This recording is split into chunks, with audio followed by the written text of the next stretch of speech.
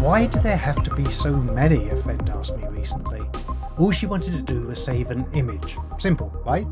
But she faced a bewildering array of possible file formats.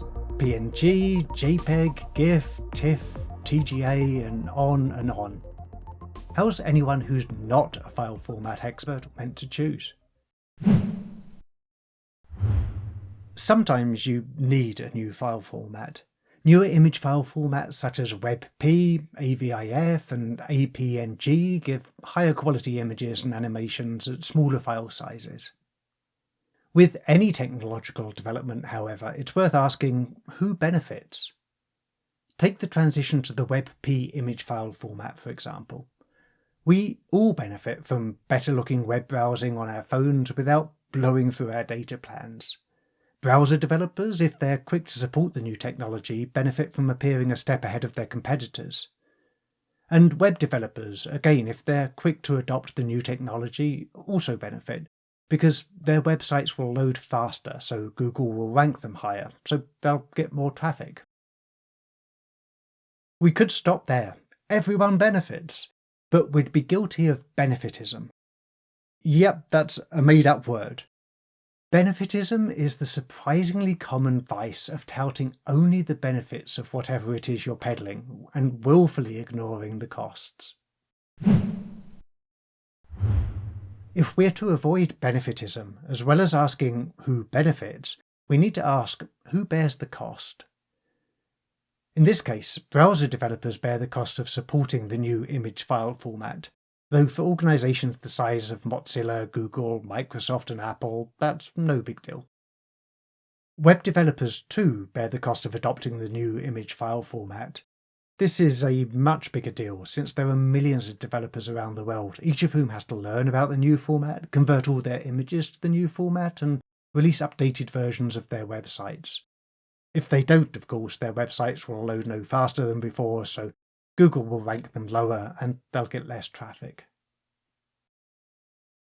For the rest of us, it may seem that there are only benefits, but in reality, the web developers have no choice but to pass on their costs to us in the form of higher prices or more annoying ads. As my grandmother always used to sing, "Never neglect the second order effect." It was her favourite nursery rhyme. Sorry, I'm degenerating from made-up words here to made-up family heritage. Get a grip, Mark. The long-term effects of ever-increasing complication in technology include increased specialisation, increased reliance on software, and increased barriers to entry. If there are only a few image file formats, every engineer and designer can understand them all. If there are too many image file formats, only specialists will understand them. This is how our knowledge of technology becomes fragmented, with legions of specialists understanding mere slivers of the technology stack and no one able to grasp the big picture. Of course, most of us don't need to understand all the different image file formats. We can use software to save an image in any file format we choose.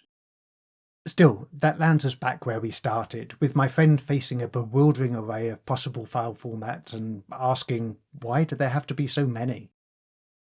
It's actually worse than that. The ever-increasing number of image file formats forces us to buy ever more complicated software at ever-decreasing intervals just to be able to handle every image we might find on the web in some new file format or other. Most pernicious of all are the increased barriers to entry. Back in the early days of the web, it was possible for one person, such as Pei Yuan Wei, to develop a web browser such as Viola www in no time at all.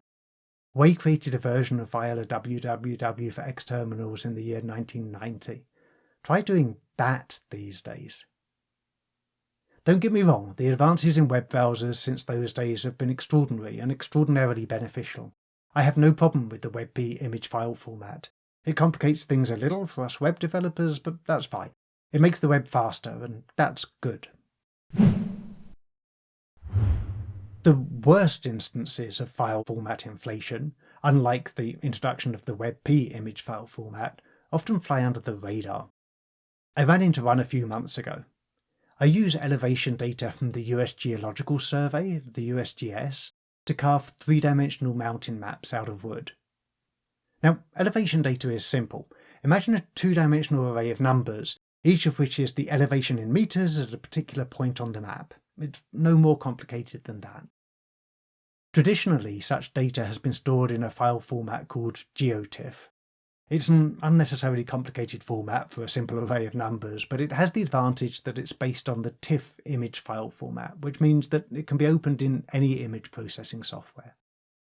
Recently, the USGS ditched the GeoTIFF format in favour of cloud-optimised GeoTIFF. The new format has the benefit that it supports downloading just part of a file rather than the whole file, which can be useful given how large elevation data files can be. So that all sounds good, right? Well, yes, if you consider only the benefits. The cost to me personally was having to shut down my map-making business while I figured out how to handle the new file format. Not only is cloud-optimised GeoTIFF an even uglier format than GeoTIFF, which is an uglier format than TIFF, which is a pretty ugly format itself. It no longer even has the advantage that it can be opened in any image processing software to be converted to a less ugly format. None of the software I've previously used to handle GeoTIFF can handle cloud-optimised GeoTIFF. If I were cynical, I'd say that's the whole point. Like all file format inflation, the move to cloud-optimised GeoTIFF increases reliance on software. In this case, the expensive mapping software that can handle cloud-optimised GeoTIFF. When the USGS first ditched the GeoTIFF format, I spent a couple of weeks rewriting my woodcarving software to handle a simpler format, GridFloat, which mercifully encodes elevation data as the simple array of numbers that it is. Then, a few months later, the GridFloat file format disappeared from the USGS website, along with every other file format except the new cloud-optimised GeoTIFF. It's kind of the same as if Google, developer of the most popular web browser, Chrome, suddenly stopped supporting JPEG files, along with every other image file format except WebP. Every image on every website, other than the few that had already adopted WebP, would vanish overnight.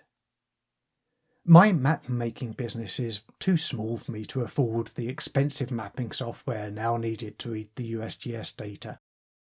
I've found a way to convert it to a simpler format, but my business remained shut down for some time while I worked on this workaround. If the impenetrable cloud-optimised GeoTIFF had been the only file format available when I first started carving three-dimensional maps, I might never have got started.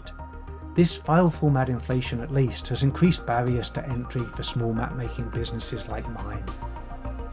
So, as my grandmother used to sing, never neglect the second-order effect. Thanks for listening to Tangled Web. Join me for fresh insights into the future of the web every other week. Subscribe to the free newsletter, podcast or YouTube channel at tangledweb.media. Remember, the web has only just begun.